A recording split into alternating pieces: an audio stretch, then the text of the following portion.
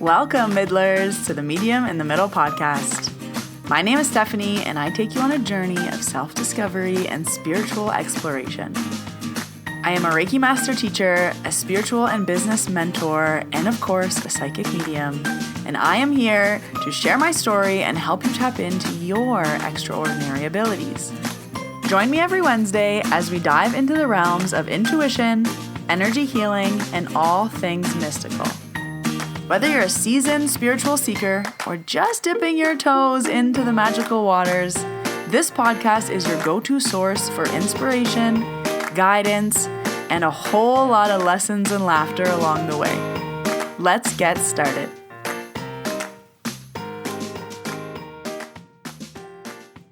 Hello, Middlers. Welcome to episode 219. My name is Stephanie. I am the medium in the middle. If you are new here, welcome. If you are returning Middler, welcome back. And today we are talking about Reiki and mind wandering during Reiki. What happens? Is it bad? Is it good? So I'm going to share with you my tips on that just to help you and just kind of bust some myths or some common misconceptions that I've heard. So we are going to talk about that today. There's going to be no card pull this week. I released another flash card reading sale last week before I went away, and I am all cardsed out. I did a lot of card readings, and it was so fun, but I'm feeling like we're going to take a break from the cards this week. I will try to do more of those flash sales in the future. It's just whenever I have a few extra hours, I will try to fit them in. So I've done these flash card reading sales twice, and they did sell out very quickly. The first one sold out in 20 minutes. The second one sold out in less than an hour. So if you are trying to get one of these, make sure you're following me on Instagram. Always check my stories. I always post things to stories first, so especially things that are limited spots. It's good to keep an eye. Just as a reminder, at Medium in the Middle is my only account, and you can stay up to date with me over there. For announcements this week, I just have some Reiki trainings coming up. The next Reiki Level 2 is June 8th and 9th. There's one spot left in that course. And then on June 22nd and 23rd is my next Reiki Level 1. If you have been wanting to learn Reiki, if you think Reiki is calling your name, if you are feeling the call, this might be your time. And my next Mediumship practice circle is also on June 22nd.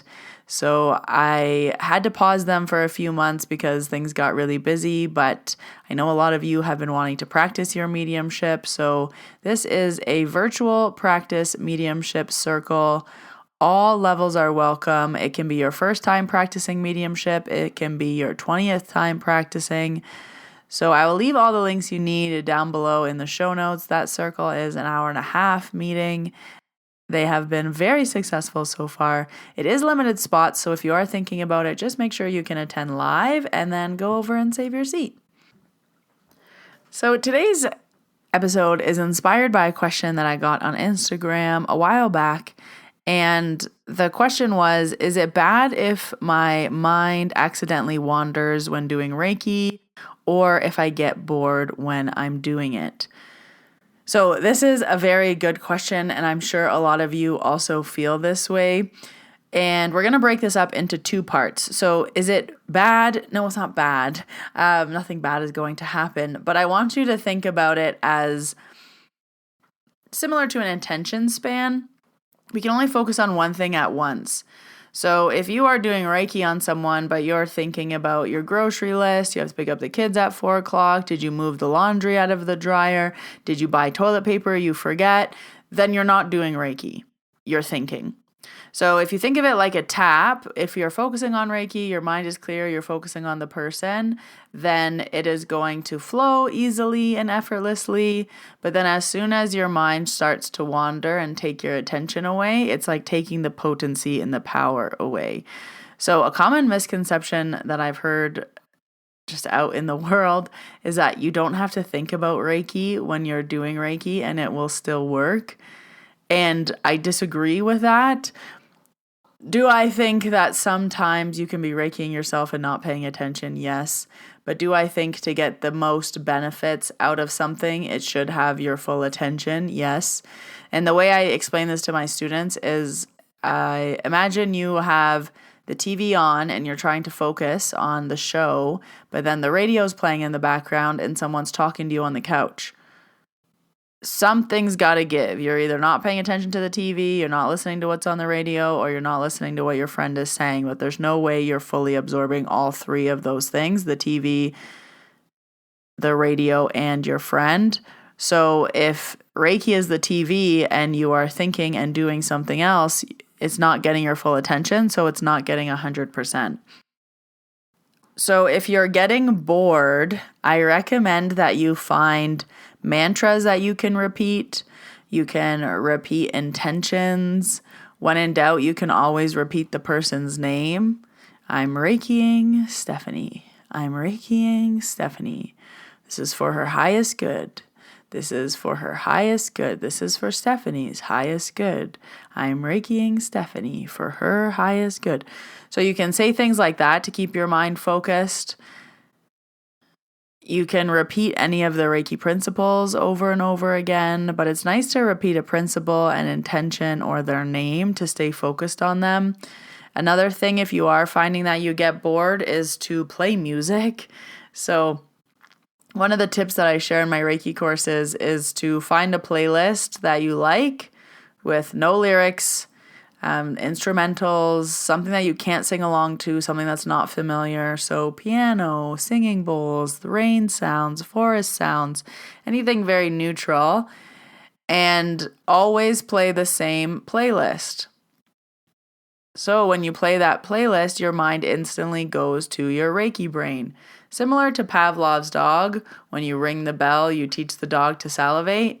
When you play the playlist, you can train your brain to go into Reiki brain and not think and be relaxed and be focused and be in that flow.